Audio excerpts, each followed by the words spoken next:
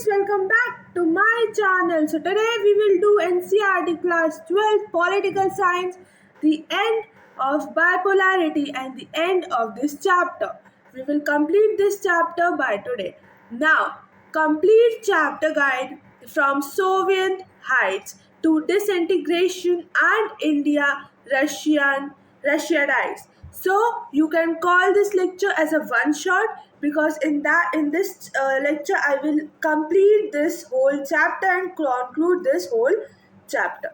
So without wasting a single moment time, we will just start the class. So let's start with the recap. Fingertip story recap. Part 1, the superpower era and the 1917 Bolshevik roots. Okay. Then fingertip story recap. 1985 Gorbachev reforms and the December 1991 failed coup. Fingertip story recap part 3, December 1991 dissolution and unipolar transition. Now let's start the recap part 1, part 2, part 3 and then we will start. Okay, so recap. The Soviet model. 1917 Bolshevik okay नाम उसका okay no problem मतलब वो revolution का नाम है Bolshevik revolution. उसमें लोगों ने प्रोटेस्ट किया था, हमने देखा था, तो वही लिखा है. Created an egalitarian society opposing capitalism and private property.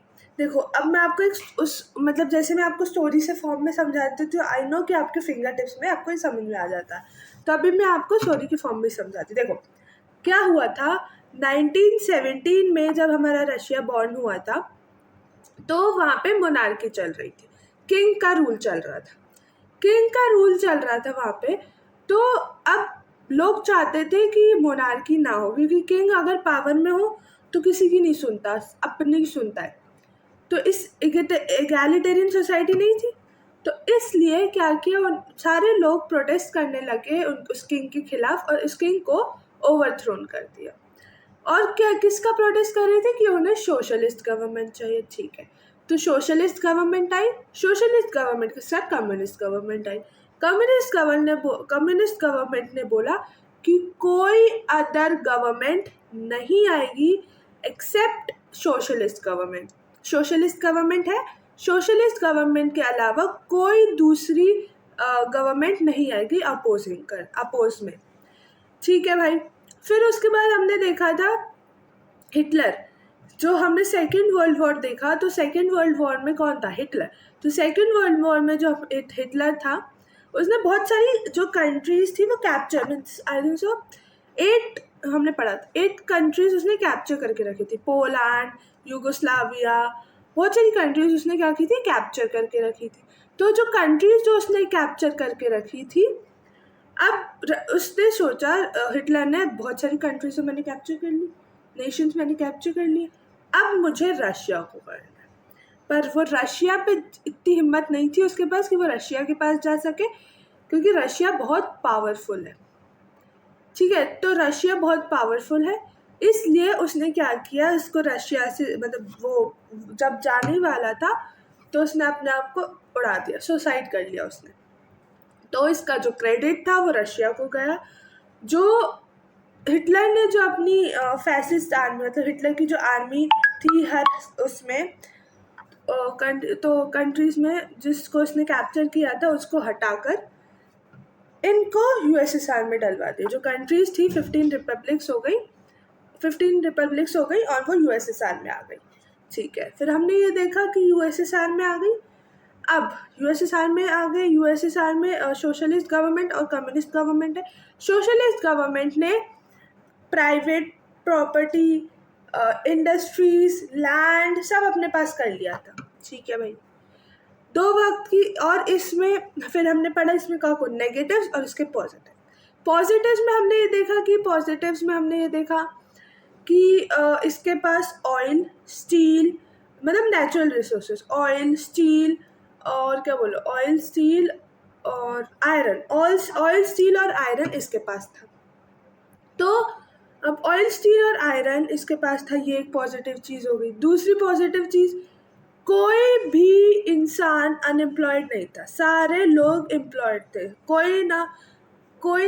कोई इंडस्ट्रीज में काम कर ही रहा होगा, कोई अनएम्प्लॉयमेंट नहीं थी, सब लोग एम्प्लॉयड थे, सब लोग काम करते थे। तीसरा, पेन से लेकर कार तक हर चीज़ जो ज़रूरत की है वो आपको यूएसएसआर में मिलेगी, वो आपको यूएसएसआर में मिलेगी। हाँ, पर उसकी क्वालिटी एशियन कंट्रीज से, एशियन क्वालिटीज़ थोड़ी ख़राब हो सकती है एशियन कंट्रीज़ के कंपेयर करें तो, पर पेन से कार तक हर चीज़ है। फोर्थ, हमने ये देखा था कि हेल्थ, ये हेल्थ पे ध्यान दे रहा है, ये चाइल्ड केयर पे ध्यान दे रहा है, ये एजुकेशन पे ध्यान दे रहा है, ये सब पे ध्यान दे रहा है। फिफ्थ चीज़ हमने क्या देखी, फिफ्थ चीज़ हमने ये देखी कि आई थिंक, हाँ, फिफ्थ चीज़, wait for a minute, fifth चीज़, हाँ, अगर आप कहीं रिमोट एरियाज में जाओगे, बैकवर्ड एरिया उसमें जाओगे, तो आपको फिफ्थ बात बता रही हूँ कि आपको वहाँ पे भी वेल मैनर्ड तरीके से जैसे रोड बनती है वैसे रोड दिखेगी, हर जगह रोड दिखेगी। आप चाहे बैकवर्ड से बैकवर्ड एरिया में भी चले जाओ, कहीं भी चले जाओ, आपको रोड मिलेगी। तो ये 5 पॉजिटिव थिंग्स थी।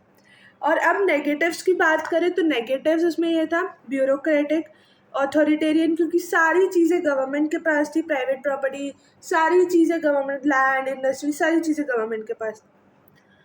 जो इंस्टीट्यूशंस थे उनको रिफॉर्म्स चाहिए थे, कुछ इंस्टीट्यूशंस को रिफॉर्म्स चाहिए थे, वो ये लोग नहीं कर पा रहे थे। फोर्थ क्या है, फोर्थ इज दिस कि भाई, हाँ, तो फोर्थ क्या है, फोर्थ ये है कि क्या था, हाँ, absence means lack of democracy and absence of speech. कोई भी किसी ने बोला गया ऊपर, ठीक है। तो ये पॉजिटिव्स नेगेटिव्स देखे। फिर हमने ये भी देखा कि रशिया, ज़्यादा डिस्कशंस, ज़्यादा चीज़ें सारी रशिया में ही होती थी, जो भी बातें होती थी वो रशिया में ही होती थी। ये ईस्टर्न यूरोप, ईस्ट जर्मनी और ये सब, इन पे ध्यान नहीं दिया जाता। तो इनको भी लगेगा ना कि भाई ये लोग हम पे तो ध्यान दे ही नहीं रहे, हम क्या करें। फिर अब जो आर्म्स रेस हुई थी, आर्म्स रेस मतलब यूएसए और यूएसएसआर के बीच में आइडियोलॉजीज का कोल्ड वॉर चल रहा था, तो आर्म्स रेस हुई थी ना। तो आर्म्स रेस मतलब कि मैंने आपको बताया था कि 2 बॉम्ब इधर से, मतलब 2 बॉम्ब अगर यूएसए नहीं लिए तो 2 बॉम्ब यूएसएसआर भी लेगा, ठीक है। यूएसए 2 बॉम्ब्स ले रहा है तो यूएसएसआर भी 2 बॉम्ब्स ले रहा है। यूएसए ने 4 वेपन्स लिए तो यूएसएसआर ने भी 4 वेपन्स लिए, इसको हम आर्म्स रेस बोलते हैं। अब क्या हुआ, जो यूएसएसआर था ना वो थोड़ा लैक ऑफ टेक्नोलॉजी था, तो उसने क्या किया, उसने अब डिफेंस पे ध्यान देना शुरू किया। अब हमने अफगान इन्वेजन ऑफ अफगान पढ़ा था, उसमें हमने देखा था कि जो यूएसएसआर था उसने अपनी आर्मी अफगानिस्तान भेजी, जिससे वो और सीख सके, और जहाँ पे भी वो रहेंगे, जो भी वो खाएंगे, जो भी रहन सहन, जो भी अगर देखना है, जो प्रैक्टिस करेंगे, क्या करेंगे, जहाँ कहाँ रहेंगे, कहाँ खाएंगे, कहाँ पीने, तो वहाँ पे पैसे तो लगेंगे। तो अब वो जो कम्युनिस्ट पार्टी थी वो किस पे देखने लगी, वो डिफेंस पे देखने लगी। तो ये लोग जिनको 2 वक्त की रोटी मिल रही थी, जो अभी तक अनएम्प्लॉयड नहीं थे कोई, वो अनएम्प्लॉयड होने लगे, किसी को इंडस्ट्रियल कोलैप्स होने लगी, बाहर से खाना इंपोर्ट होने लगा, एक्सपोर्ट कुछ नहीं होता था, पैसे मतलब ऐसे पैसे बर्बाद करे जा रहे थे डिफेंस में और इसमें, मतलब बर्बाद नहीं कि हाँ काम अच्छा हो रहा था, पर आप उसको बैलेंस करके चल सकते थे, पर उन्होंने बैलेंस नहीं किया। तो उससे क्या हुआ, लोगों का एंगर बढ़ गया।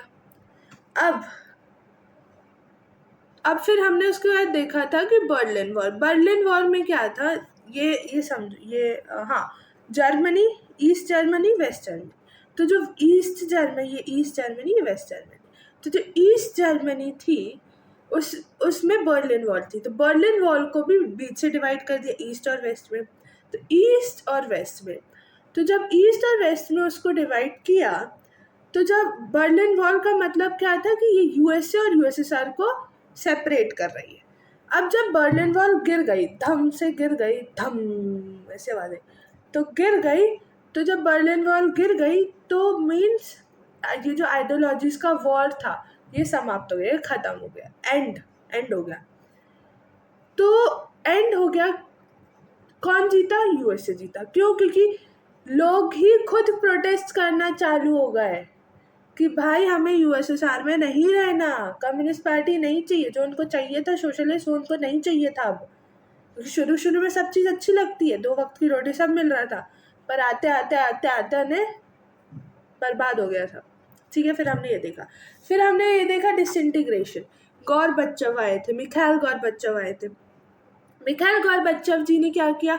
मिखाइल गॉर्बेचोव 2 रिफॉर्म्स लाए। 2 रिफॉर्म्स, एक क्या था? एक था restructuring, that is restructuring, and दूसरा था ग्लासनोस्ट। प्रेस्ट्रॉइका एंड दूसरा ग्लासनोस्ट। प्रेस्ट्रॉइका मतलब रीस्ट्रक्चरिंग और ग्लासनोस्ट मतलब ओपननेस, मतलब फ्रीडम दे दी स्पीच और हर चीज़ की। ठीक है, तो अब क्या हुआ? अब ये रिफॉर्म्स ले आए, ठीक है, गॉर्बेचोव रिफॉर्म्स लाए। अब लोग प्रोटेस्ट कर रहे थे, लोगों का फेथ पूरा उठ गया था कम्युनिस्ट पार्टी से। अब जो कम्युनिस्ट पार्टी तो आराम से, हाँ, बड़े बड़े खाना मिल रहा है। हाँ, अच्छा, ये क्या है? ओ या या या या ओ माय गॉड, यस। तो जो कम्युनिस्ट पार्टी थी ऐसी थी, तो उसको हर चीज़ में खाना वाना सब मिल रहा था। अब उनके पेट पे लात मारने कौन आया था? गॉर्बेचोव जी। क्यों? क्योंकि रिफॉर्म्स लाए, रिफॉर्म से सब अच्छा हो सकता था, यूएसएसआर लेवल पे आ सकता था यूएसए के। और फिर कम्युनिस्ट पार्टी बोलता है ये तो हमने खाना पीना छलवाने आया है, चलो चलो इसके पावर छीनो, पावर। तो अब अपने नेशनल हीरो आए। ये गॉर्बेचोव कब आए थे? 1958, नहीं, हाँ शायद। ठीक है, तो गॉर्बेचोव जी हमने देखा था, मैं भूल गई। ठीक है, हाँ, यहाँ से शुरू किया था ना हमने। ओके, यहाँ देखा था 1985 में, 1985 में उल्टा बोल रही। 1985 में कौन आया था? गॉर्बेचोव। ठीक है, 1985 में गॉर्बेचोव जी आए। ठीक है, अब जो कम्युनिस्ट पार्टी थी वो भी खिलाफ हो गई गॉर्बेचोव जी के। अब अपने नेशनल हीरो आए, ला ला ला ला ला ला ला ला ला ला, कौन था वो? Boris Yeltsin. बोरिस येल्त्सिन, दिसंबर 1999। बोरिस येल्त्सिन आए, किसकी मदद से? पीपल की मदद से। पीपल ने इलेक्ट किया और उसकी मदद से वो आए, और उनकी लोगों की मदद से बोरिस येल्त्सिन ने कम्युनिस्ट पार्टी को उखाड़ फेंका। Oh my God, sorry, ouch, लग गई, सॉरी, इट्स ओके। तो बोरिस येल्त्सिन ने क्या किया? बोरिस येल्त्सिन ने कम्युनिस्ट पार्टी को उखाड़ फेंका। क्या किया? उखेड़ फेंका। ठीक है, उखाड़ फेंका। अब नेशनल जो हीरो था, मतलब जो लीडर था, वो कौन बन गए? हीरो कौन बन गए? हाँ, मैं तो हीरो बन गया। कौन था वो थे गॉर्बेचोव, मिखाइल गॉर्बेचोव हीरो बन गए। अब दिसंबर 1991 में कम्युनिस्ट पार्टी फेंक दी, बैन हो गई, और कैपिटलिज्म एंड डेमोक्रेसी को अडॉप्ट किया।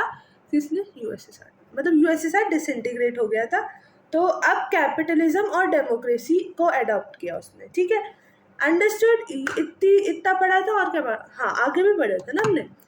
ठीक है, तो इतना हम देख लेते हैं, जो भी मैंने आपको स्टोरी बताई इतना हम पढ़ लेते हैं। आई नो कि आपको स्टोरी के फॉर्म में सब क्लियर हो गया होगा, अब आप पढ़ोगे ना तो आपको क्रिस्टल क्लियर हो जाएगा।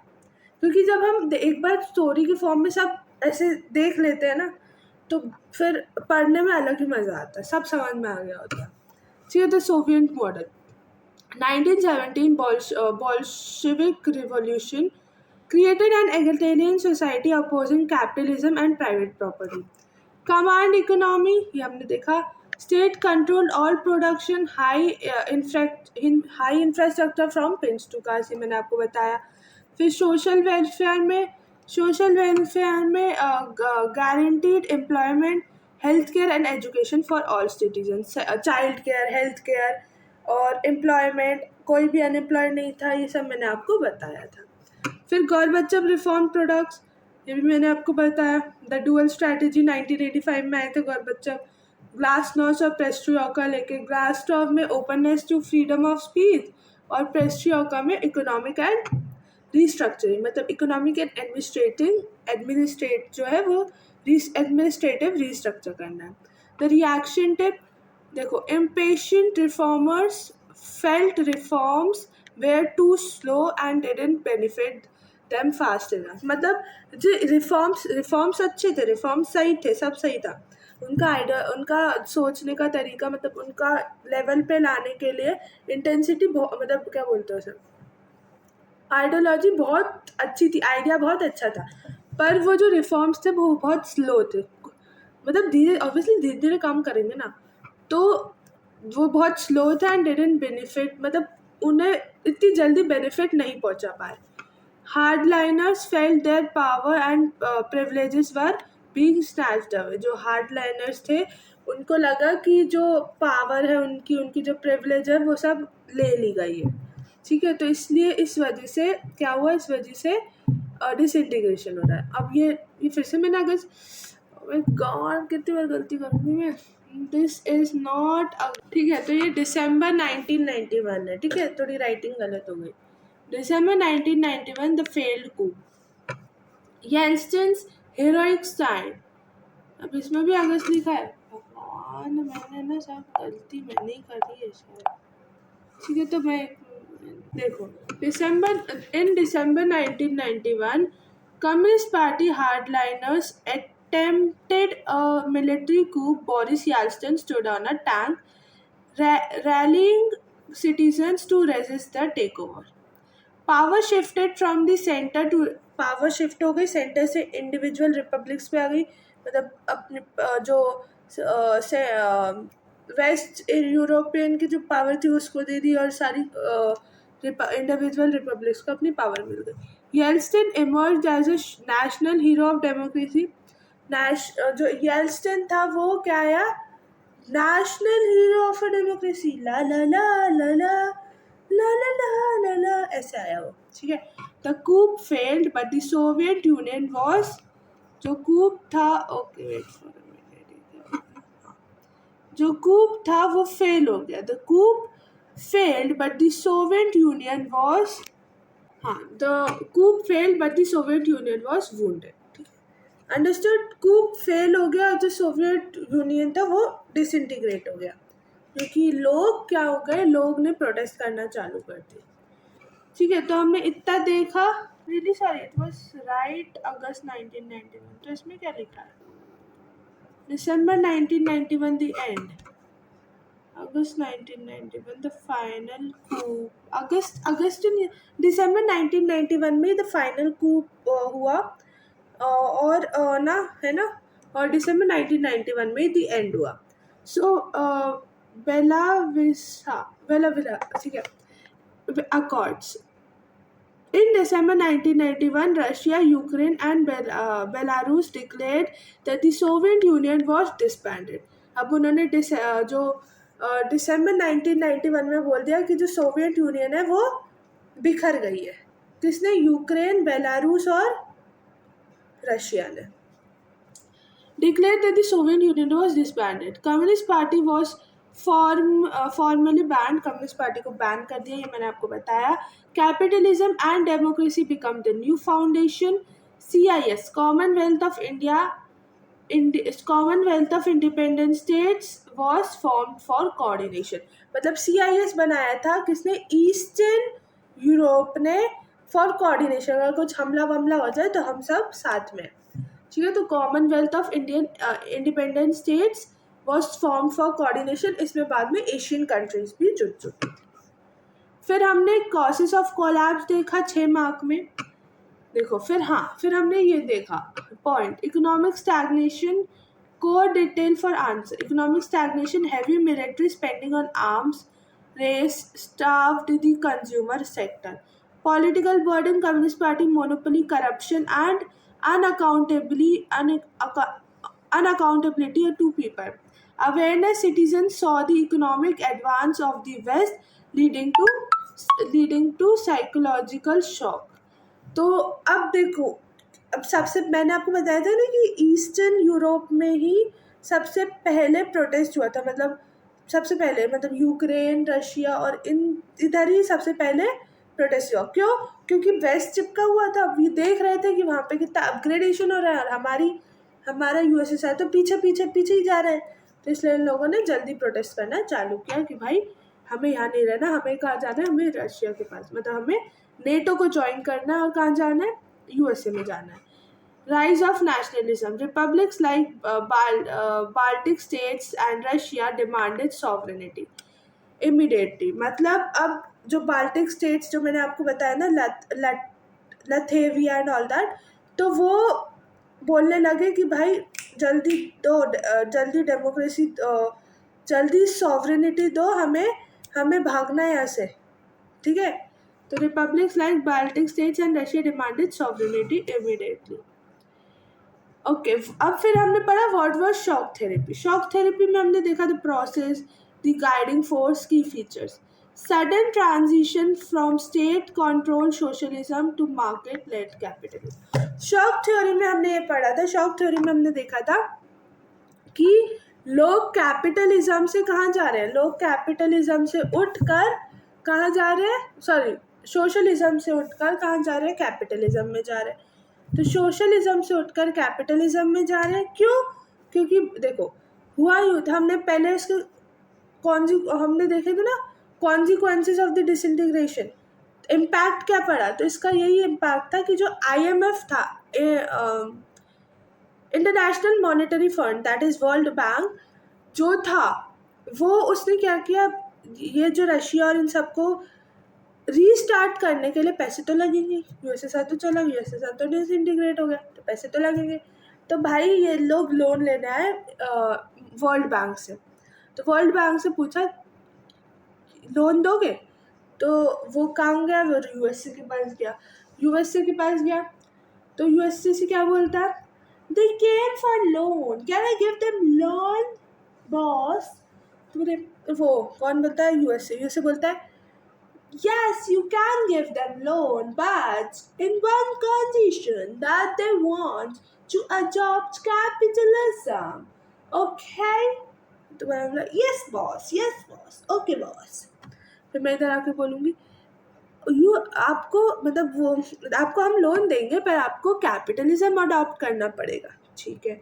तो इसलिए वो बिना सोचे समझे उन्होंने कैपिटलिज्म अडॉप्ट कर लिया। क्यों?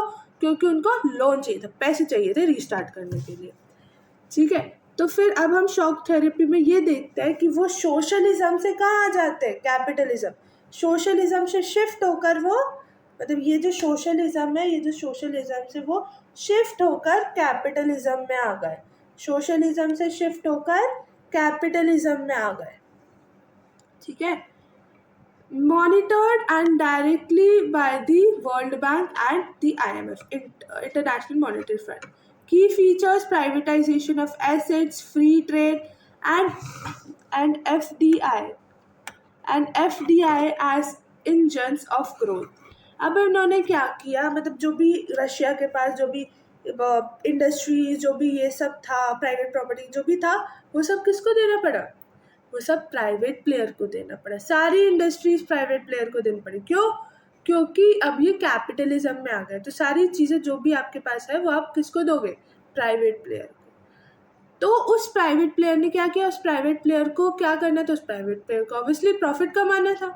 तो वो प्रॉफिट कमाने के लिए उसने क्या किया, उसने जो सारी इंडस्ट्रीज थी उस पर बोली लगवाने शुरू कर दी। उसने बोला जो सबसे ज़्यादा बोली लगाएगा उसको इंडस्ट्रीज मिल जाएंगी।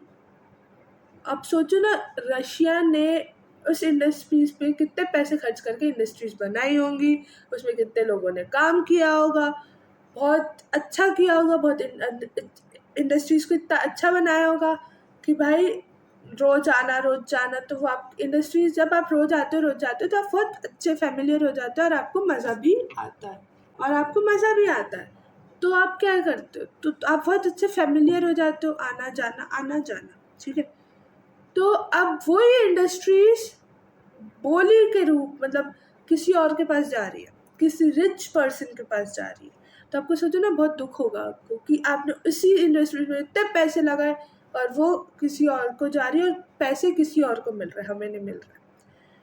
तो जो बहुत वैल्यूएबल इंडस्ट्रीज थी वो बहुत लो प्राइसेस में बेच दी गई रिच रिच पर्सन को, जो रिच बिजनेसमैन है उनको बेच दी गई, जो जिसने सबसे ज़्यादा बोली लगाई उसको बेच दी गई। और वैल्यूएबल इंडस्ट्रीज जो थी वो एकदम लो प्राइस में बिकी, एकदम लो प्राइस में। फिर हम आगे देखें तो इकोनॉमिक रूइन, और इसी को हम क्या बोलते हैं, largest garage sale in history, largest garage sale in history. Over 90% of state industries were sold to private individual extremely low rate पे.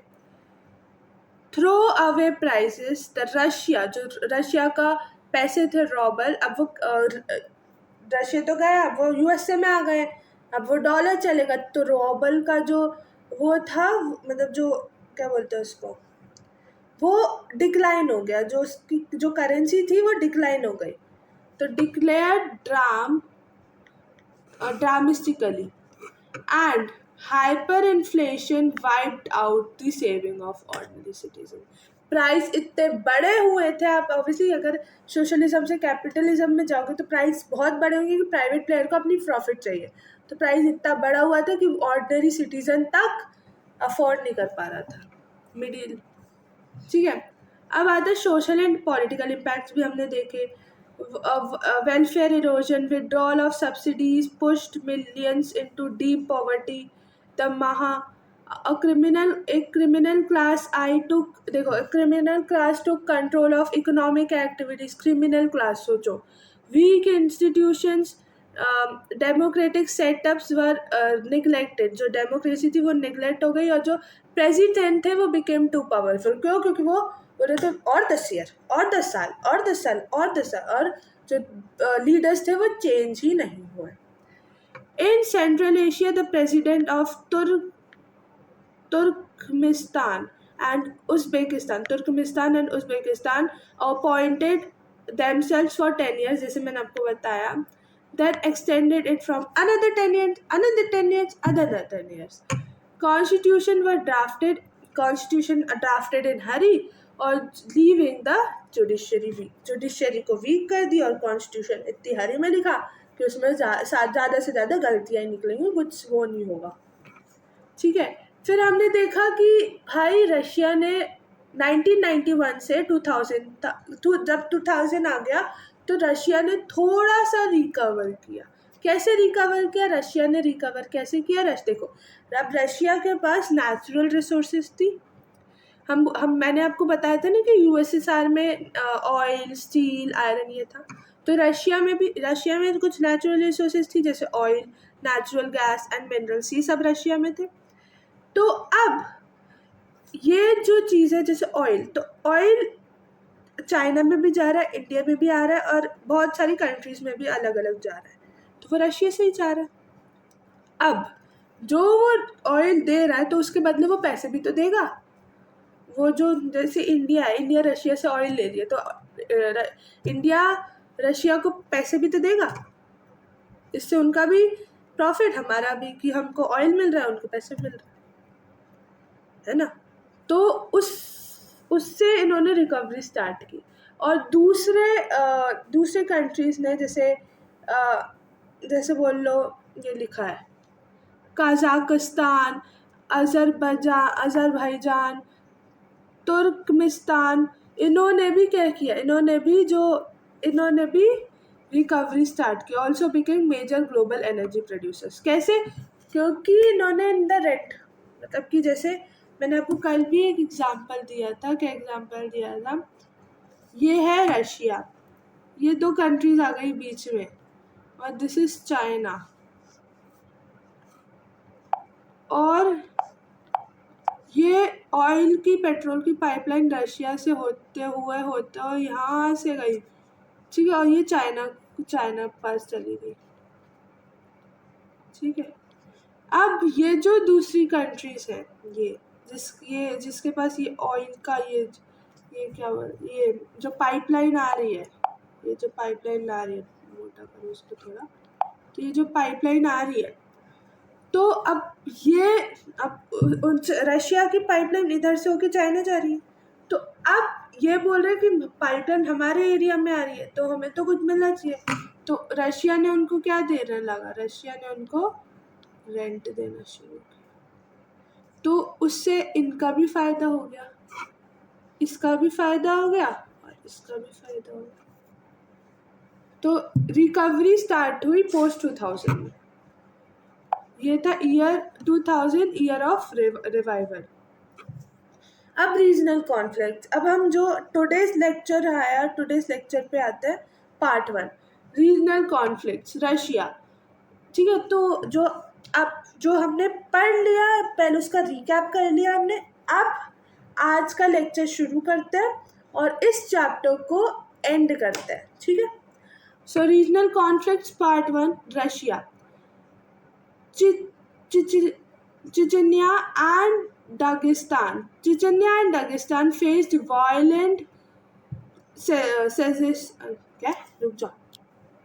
ठीक है, तो सक्सेशनिस्ट मूवमेंट्स।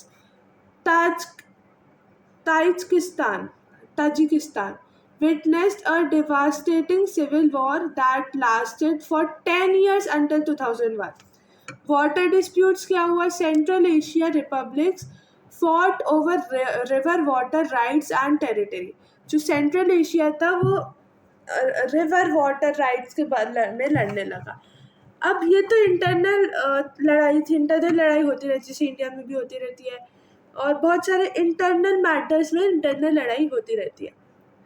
तो अब देख सकते हो आप रशिया, ताजिकिस्तान और वाटर डिस्प्यूट्स तक हो रहे हैं। सेंट्रल एशिया रिपब्लिक्स ने रिवर वाटर के ऊपर और उसकी जो टेरिटरी है उनको चाहिए, तो इसलिए बोला कि भाई दो पानी, नहीं तो हम वो धमकी देते थे। ठीक है, अब रीजनल कॉन्फ्लिक्ट्स पार्ट 2, ये जो रीजनल कॉन्फ्लिक्ट्स है part 2। Nagorno Karabakh, American majority province in Azerbaijan sought to succeed and join America. इन्होंने भी अमेरिका को ज्वाइन कर लिया, क्योंकि अमेरिकन मेजॉरिटी, ये जो नागोर्नो कराबख है ये अमेरिका का मेजॉरिटी प्रोविंस यही था। ये कहाँ था, अजरबैजान में, तो वही था। तो sought to succeed and join, succeed हो गया और ज्वाइन कर लिया अमेरिका को। Georgia demand independence from 2 provinces to civil war and instability. Georgia ने 2 प्रोविंसेस से डिमांड की इंडिपेंडेंस, और इससे क्या हुआ, अब उसने बोला कि भाई दोनों प्रोविंस की इंडिपेंडेंस दो, तो वो ऐसे कैसे देंगे, तो वो क्या करें, सिविल वॉर पे उतर आए, आओ लड़ाई करें, धू धा। ठीक है, Yugoslavia violent disintegration into Croatia, Slovenia and Bosnia led to ethnic cleaning and NATO bombing.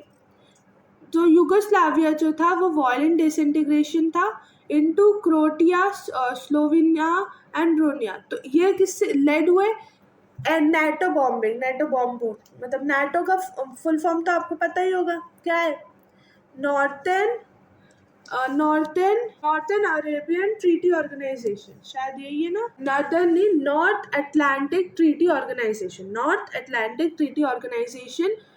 अब फिर हुआ ये स्विट्जरलैंड में split peacefully into Swiss republics and Slovakia, मतलब ये टूट गया, सीजोस्लाविका जो टूट गया, एक सीजो अलग हो गया और स्लोविया अलग हो गया,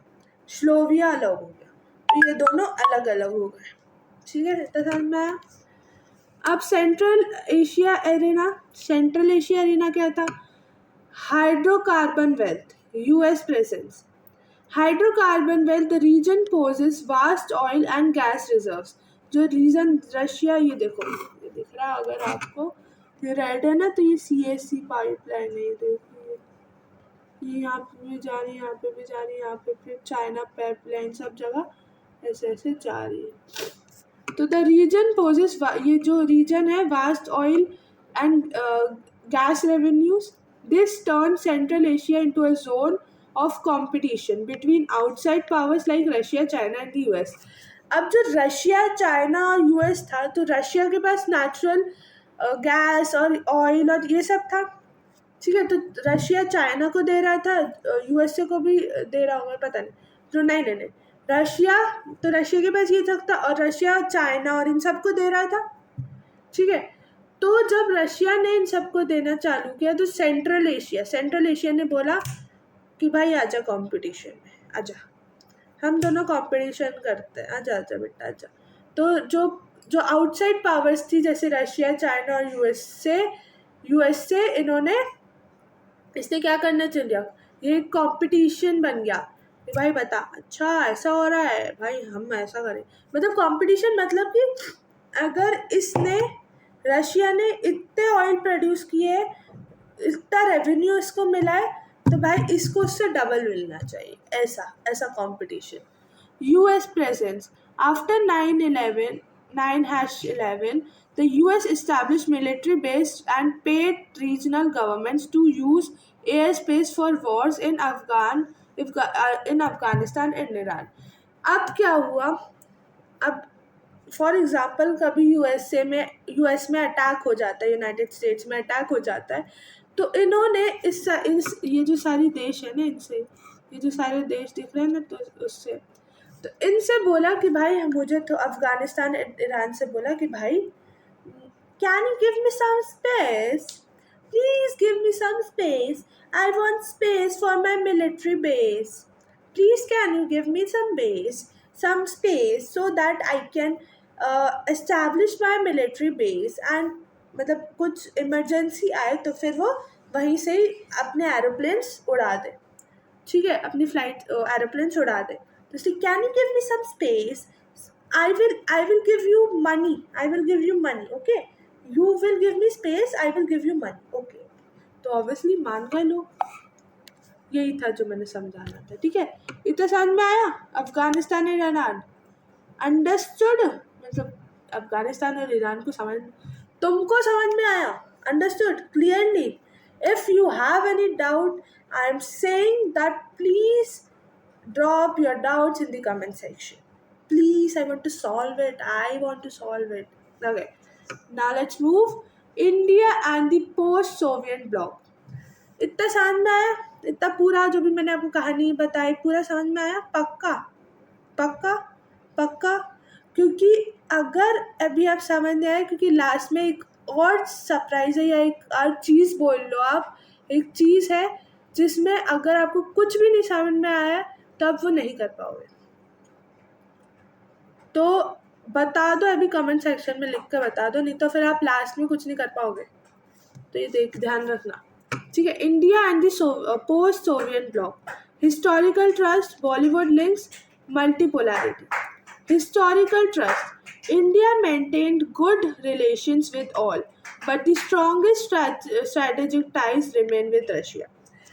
इंडिया ने सब लोगों से अच्छे रिलेशंस बना, सारी कंट्री से उन्हें अच्छे रिलेशन बना, पर सबसे स्ट्रॉन्गेस्ट रिलेशन किसका है, सबसे स्ट्रॉन्गेस्ट रिलेशन इंडिया और रशिया का है, इंडिया और रशिया का सबसे स्ट्रॉन्गेस्ट रिलेशन है। अब आप पूछोगे क्यों, तो क्योंकि देखो, रशिया ने इंडिया का बहुत साथ दिया है, रशिया ने, मतलब इंडिया ने रशिया का साथ दिया, रशिया ने इंडिया का बहुत साथ दिया। जैसे मैं अगर आपको बताऊं, 1971 में जो पाकिस्तान वॉर हुई थी, 1971 में इंडिया जो पाकिस्तान वॉर हुई थी, इंडिया और पाकिस्तान के बीच में जो वॉर हुई थी, उसमें जो था, उसको था कि बांग्लादेश नहीं रहना चाहता था, कहाँ, बांग्लादेश नहीं रहना चाहता था इंडिया में। क्यों? क्योंकि जो आप देख रहे हो ना, गंगा और ब्रह्मपुत्र, वो डाइवर्ट कर लेते थे, तो ब्रह्मपुत्र को इतना पानी नहीं मिल पाता था, तो इसलिए बांग्लादेश को जाना था पाकिस्तान में, ठीक है, तो वो करता है। तो इस अब जो ये पाकिस्तान और इंडिया की वॉर हुई तो उसमें रशिया ने बहुत सा मीन्स जब रशिया यूएसएसआर में था तो उसने बहुत साथ दिया इंडिया का, ठीक है। तो इंडिया का उसने बहुत साथ दिया। जो रशिया है उसका अगर आप रिलेशन देखोगे तो इसका स्ट्रॉन्गेस्ट रिलेशन चाइना और इंडिया से है, ठीक है। तो उसने बहुत साथ दिया। पाकिस्तान का साथ अमेरिका ने दिया, ठीक है, उस टाइम, ठीक है। तो इसलिए रशिया और इंडिया बहुत गहरे दोस्त है, बहुत ऐसे मान लो बचपन के दोस्त है। बॉलीवुड लिंक्स, राज कपूर एंड ये जो राज कपूर है, ये जो अमिताभ बच्चन है, ये रशिया में बहुत फेमस है। Are household names across Russia and Central Asia, ये हाउस होल्ड नेम्स है। ये मतलब बहुत, ये राज कपूर, अमिताभ बच्चन, ये बहुत फेमस थे उस रशिया में, नाम है उनके, ठीक है। तो names across Russia and Central Asia. Multipolarity, both Nations share a vision of a multipolar world order, a collective security। Russia और इंडिया को मल्टीपोलर वर्ल्ड चाहिए। अगर आपने मेरी क्लास देखी होगी जिसमें मैंने आपको बताया, जो मैंने आई थिंक सो उसमें बताया था जब मैं कार्टून्स करवा रही थी, कार्टून एनालिसिस में आपको बताया था 10 टोटल टर्मिनोलॉजीज थी जो मैंने आपको बताई। इसमें मल्टीपोलैरिटी क्या था कि सारे लोगों के पास पावर है, सारे लोगों के पास पावर है, 2 से ज़्यादा लोगों के पास पावर है, उसको मल्टीपोलर बोलते हैं। मतलब दोनों, जो इंडिया रशिया था उसको मल्टीपोलैरिटी चाहिए थी, मतलब सारे लोगों के पास पावर हो, किसी एक इंसान के पास पावर कॉन्सेंट्रेटेड ना हो, ठीक है। फिर इंडो रशियन अकॉर्ड 2001। अब इंडो रशिया ये जो था, ये एक ट्रीटी बोल मान लो, या ये एक एग्रीमेंट था। किसके बीच में ये एग्रीमेंट था? रशिया और इंडिया के बीच में। रशिया और इंडिया के बीच में ये एग्रीमेंट साइन किया गया। ये जो इंडियन रशियन अकॉर्ड है, इंडियन रशियन एग्रीमेंट, देखो इसका नाम क्या है?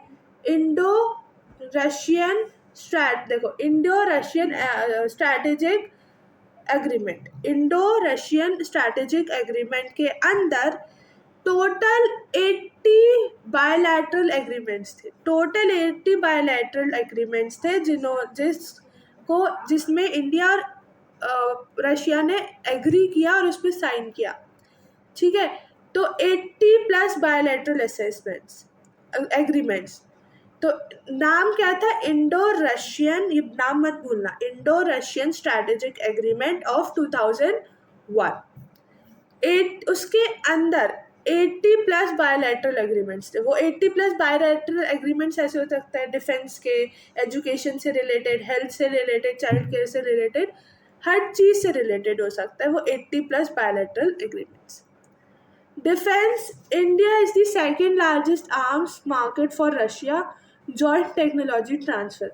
अब ये होता रहता है फर्स्ट सेकंड में ऐसा होता रहता है कि कभी फर्स्ट पे आता है कभी सेकंड पे आता है। पर अगर हम एनसीईआरटी की तरफ से देखें तो एनसीईआरटी में यही लिखा है कि डिफेंस में जो इंडिया है वो सेकंड लार्जेस्ट है आर्म्स मार्केट टू रशिया। मतलब जो रशिया है वो, जो ज़्यादातर रशिया ने ही हमें आर्म्स दिए, ज़्यादातर रशिया ने ही हमें क्या दिया, ज़्यादातर रशिया ने ही हमें रॉकेट्स दिए। जो अगर देख रहे हो ना, अगर इसरो जो देख रहे हो अभी आप, तो जो रॉकेट था, जो इसरो का रॉकेट था, वो रशिया ने ही हमें दिया है। रशिया ने उसके सारे इक्विपमेंट्स या जो भी टेक्नोलॉजीज थी वो सारी रशिया ने ही दी है, ठीक है। तो joint technological transfer. Energy, steady oil supplier, oil तो सप्लाई करते हैं क्योंकि उसके पास नेचुरल ऑयल है। And assistance during domestic energy crisis in India. जब डोमेस्टिक एनर्जी क्राइसिस थी ना इंडिया में, तो इसने रशिया ने मदद की थी। Space, Russia assisted India space programme. जो रशिया था वो उसने असिस्ट किया India space programme with cryogenic rocket technology. उसने टेक्नोलॉजीज बताई, रॉकेट दिया, सब दिया, तो जिससे जो इंडिया है वो रॉकेट लॉन्च कर सकते हैं। Understood? Now flashback, India and USSR. अब हम फ्लैशबैक पे जाते हैं। आई थिंक सो हाँ, चैप्टर इज ओवर। अब हम फ्लैशबैक करके मतलब पीछे जाके फिर से वापस आएंगे, फिर मैं आपको बताऊंगी सरप्राइज क्या है। ओके, तो सेक्टर हमने economic, political, military, trade. Economic में aid for steel plants, Bhilai, Bokaro, Bokaro and Bharat heavy electricals. Political supported India's position on Kashmir in the UN Security Council. Military में provided military hardware when few other nations were willing. जब few other nations will कर रहे थे तो इन्होंने provide किया क्या? Military hardware when few other nations were willing. Trade. Accepted Indian rupees for trade when foreign exchange was low. मतलब India की रुपीस को एक्सेप्ट किया जब जो फॉरेन एक्सचेंज थे वो बहुत लो थे, वो बहुत कम थे। Okay, now chapter completed, everything is on your finger tips now. कुछ भी आपसे पूछूंगी ना, आप आंसर दोगे, पर जिसको क्लियर नहीं है, कुछ मतलब कुछ डाउट है या कुछ है, उसके लिए चैप्टर कंप्लीट नहीं होगा, क्योंकि उसके लिए डाउट कमेंट में डाउट लिखो और मेरे से पूछो, मैं आंसर दूंगी। So boards 2026 is ours. Don't study harder, study smarter. Okay, so now this was the surprise final practice test. Total marks 20, time 45 minutes. Challenge yourself before the boards. Are you ready? और ये बहुत अच्छा method है कि अगर आपके chapter complete हो गए और अब उसके बाद आप टेस्ट ले रहे हो, मीन्स आपको समझ में आएगा कि हाँ मुझे ये डाउट था, मुझे ये डाउट है और मुझे ये समझ नहीं आ रहा। तो या तो आप वो खुद से समझो, या अगर बहुत वैसा डाउट है तभी समझ में आ रहा तो ये मुझसे पूछ लो, ठीक है। So, section A, MCQs, 5 marks. Who stood on a tank during the August 1991 coup? It's December 1991 coup. Okay. Gorbachev, Yeltsin, Putin या Stalin? ठीक है. You want to do, you will do it. No, I will not do it for you. You will do it. You will write it in a copy, and I will give the answer key in the next lecture. If you will subscribe my channel. There is a condition that if you will subscribe my channel, I will give you the answer key, and it's the condition that you will do this test. This is very important test, and it's very important question answers, MCQs. So it's really important, so you have to do it. Now second, Belazia Accords were signed in which month of 1991? कब sign हुआ? अगस्त में, अक्टूबर में, दिसंबर में या नवंबर में? Nagorno Karabakh is an American secessionist province in Georgia, Russia,